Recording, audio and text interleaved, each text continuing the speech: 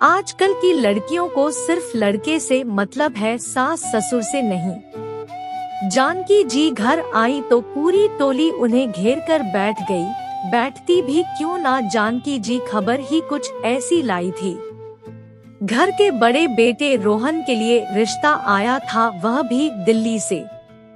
लड़की की फोटो देखते ही सभी को लड़की झट से पसंद आ गई थी।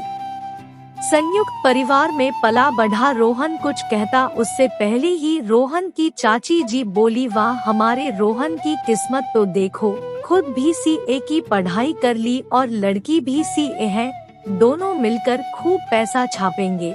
उतने में चाचा जी बोले, अरे भाग्यवान लड़की की तस्वीर तो देखो कितनी सुंदर है। उतने में ताई जी बोली, हमारा रोहन कम खूबसूरत है क्या? सभी की हंसी एक साथ छूट गई और रोहन का भाई सोहन आकर बोला, ताई जी उसे हैंडसम कहते हैं। ताई जी बोली, तुम्हारी अंग्रेजी में जो भी कहते हो, मेरे लिए तो हमारा रोहन खूबसूरत ही रहेगा। और सभी फिर से हंस पड़े। रोहन की माँ शारदा जी बोली, दोनों की जोड़ी खूब जमेगी। आप क्या कहते हो रोहन के पापा? रोहन के पापा विशंभर जी बोले, नेकी और पूछ पूछ। अरे भाई झट से हाँ कह दो, इतना अच्छा रिश्ता बार बार थोड़ी मिलता है। जानकी जी वहीं बैठी सब सुन रही थी जो यह रिश्ता लेकर आई थी।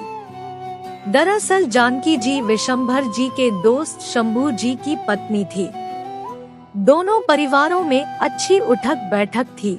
जानकी जी और शारदा जी का परिवार मात्र कहने को अलग अलग था, बाकी वे भी इसी घर का हिस्सा थी। सब सुनकर भी जानकी जी के चेहरे पर खुशी ना थी। वे बोली, मेरी पूरी बात तो सुन लो सभी।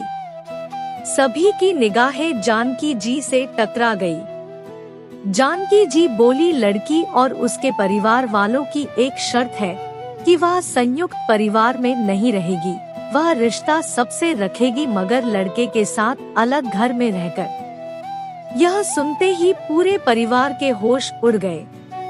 जहां इस महल जैसे घर में 3 भाइयों और उनकी पत्नियों में कभी दरार नहीं आई, वहीं आज की लड़की पूरा घर तोड़ने की बात कह रही थी। चाची जी तपाक से बोली, ना जाने कैसा जमाना आ गया है। हाँ, यह नए जमाने के चोंचले, यहाँ तो सास ससुर ही नहीं चाहिए तो हमारा तो जैसे कोई काम ही नहीं। वैसे भी आजकल की लड़कियों को सिर्फ लड़के से मतलब है, सास ससुर से नहीं। ताई जी बोली, हमने क्या क्या सपने संजो लिए हमारे रोहन के लिए, मगर इस लड़की और इसके परिवार वालों को परिवार क्या होता है यह कद्र ही नहीं। आने दो रोहन के ताऊजी को, आज ही उन्हें बताती हूँ कि कोई भी मुंह उठाए कैसा भी रिश्ता भेज देता है। चाची जी बोली, हूँ हाँ। जानकी जी, आपने यह बात पहले बतानी चाहिए थी। बाद में लड़की की तस्वीर दिखाते, हम पसंद भी ना करते ऐसी लड़की जो घर में आने से पहले ही घर तोड़ने की बात करे हैं। शारदा जी सब कुछ सुने जा रही थी। जब वे कुछ ना बोली तो जानकी जी बोली, शारदा जी आपने कुछ ना कहा अब तक। शारदा जी इस घर के मंझले बेटे विशंभर जी की पत्नी थी। वे बोली, वैसे भी मेरे बोलने से क्या हो जाएगा, यहाँ तो हमेशा से पूरा घर फैसला लेते आया है। मेरे बेटे के लिए भी मेरा बोलकर क्या ही फायदा। कहते कहते उनकी आंखें भर आईं। सभी की नजरें झुकी हुई थी। शारदा जी बोली, जिस संयुक्त परिवार की यहाँ सब बात कर रहे हैं, वहाँ सभी को सिर्फ घुटन ही तो मिली है। कोई कभी अपनी मर्जी से ना घूम सका, ना बात कर सका और अपनी मर्जी से खाना तक ना खा सका। सभी पिसकर रह गए। इन तीनों भाइयों ने सिर्फ अपनी मनमानी की, जिसकी सजा यहाँ बैठी सारी औरतों को मिली। जो परिवार बाहर से हरा भरा दिखता है, सभी को लगता है यहाँ सभी कितनी मजाक मस्ती करते हैं और दूसरे सभी लोगों के सामने यही तो दिखाना पड़ता है। मगर मैं पूछती हूँ, क्या सचमुच हम अंदर से भी इतने खुश हैं? विशंभर जी भी सभी के साथ आज चुप खड़े थे, क्योंकि वे जानते थे शारदा का एक एक लफ्ज सही है। सभी को याद थे वे पुराने दिन जहां बहुत लड़ाइयाँ हुई मगर किसी को अलग ना रहने दिया गया। आधे से ऊपर उम्र सभी ने यूं ही निकाल ली और अब सबके बच्चे भी बड़े हो चुके थे। शारदा जी बोली, लड़की ने रिश्ता रखने से मना नहीं किया है, उसने सिर्फ अलग रहने की मांग की है क्योंकि आजकल के बच्चे हमारी तरह पिसना नहीं चाहते। उनकी एक अलग दुनिया होती है, उन्हें नौकरी करनी होती है, हमारी तरह चूल्हे चौकों में पड़ लड़ना मरना नहीं होता। उन्हें आजादी नहीं मिलेगी तो वह कैसे इतनी बड़ी नौकरियां कर पाएंगी।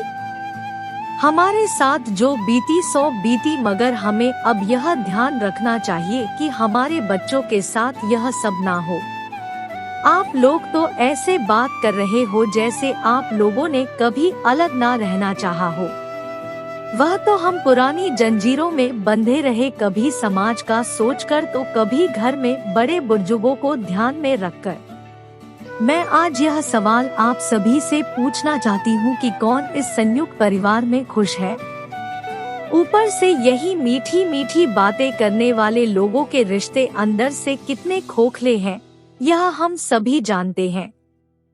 आज शारदा ने इतने सालों दबी मन की सारी भड़ास एक साथ निकाल के रख दी और सभी निरुत्तर थे।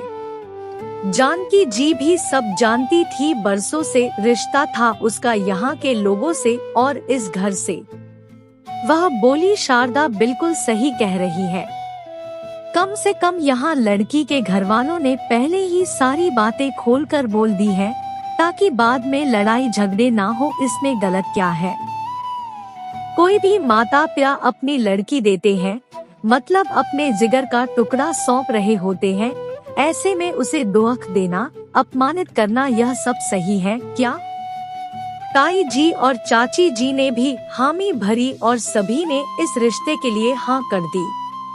शारदा जी रोहन से बोली, बेटा तेरे पापा और मैंने संयुक्त परिवार में बहुत झेला, भगवान करे तुझे यह सब ना झेलना पड़े।